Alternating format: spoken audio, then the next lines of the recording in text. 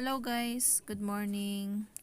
Okay, so ngayon share lang natin yung ginawa nating merienda kahapon. So ang lakas ng ulan kahapon kaya itong mga bata ay nag-request ng special merienda. Meron tayong leftover na loaf bread dyan. Kaya yun yung niluto natin. Tapos meron tayong spaghetti set, good for 5 packs. Ayan. So pasensya na sa mga hindi nabigyan. Anyways, so yan po yung ginawa natin. Siyempre, nood tayo ng YouTube para makita natin kung paano gawin. At iyan na nga po, in-slice ko yung bread ng cubes. Tapos, nilagyan ko siya ng itlog. And then, nagluto ako ng spaghetti sauce. Tapos, nilagyan po natin yan ng spaghetti sauce as toppings. And then, yung cheese niya.